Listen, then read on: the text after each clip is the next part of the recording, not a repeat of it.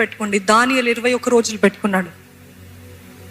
కొంతమంది 3 రోజులు పెట్టుకుంటారా, లేకపోతే ఒక రోజు పెట్టుకుంటారా, ఎన్ని రోజులు పెట్టుకుంటున్నారని ముఖ్యం కాదు. కానీ ఈ విషయమై నేను దేవుని సన్నిధిలో గోజాడతాను అని ఒక సీజన్ పెట్టుకోండి. ఆ ప్రేయర్ నాకు నిశ్చయంగా జవాబు రావాల్సిందే అని. ఒకవేళ దానియేలు కూడా 10 రోజులు ప్రార్థన చేసి ఇంకా నాకు జవాబు రావట్లేదు అని చేతులు ఎత్తేస్తుంటే తన జీవితంలో కార్యము చూసేవాడా? నో. మన జీవితంలో 10 రోజులు చేస్తున్నాం, 5 రోజులు చేస్తున్నాం, లేకపోతే ఒక వారము చేస్తున్నాం, నాకు ఎటువంటి మార్పు లేవు, ఇంకా ఎక్కువ శోధనలు వస్తున్నాయి అని చెప్పి చాలా మంది సగములో ఆపేస్తున్నారు. రోజులు చేసుకున్నారు, ఆపకండి. ఒక రోజు చేసుకున్నారు, ఆ రోజు ఎక్కడ లేని పనులు వస్తాయి, ఎక్కడ లేని ఫోన్ కాల్స్, ఎక్కడ లేని శోధనలు, ఎక్కడ లేని తంటలు మన తలపైన వేస్తాడు. అప్పో అది ఎందుకు?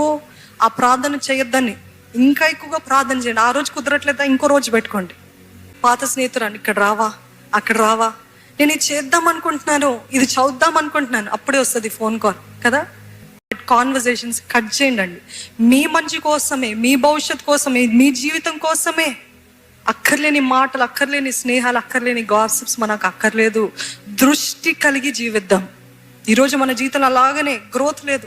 I wanted to be a topper, but have you worked hard to be a topper?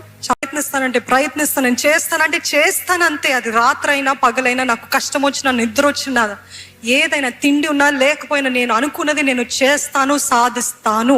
అటువంటి రోషం, అటువంటి పట్టుదల ఇక్కడ ఉన్న ప్రతి ఒక్కరికి దేవుడే తన ఆత్మ ద్వారా పుట్టించును గాక. కుటుంబంలో 12 మందిలో ఒక్కడు యోసేపు. ఏసావు, యాకోబు ఒక్కడు. అర్థమవుతుందండి?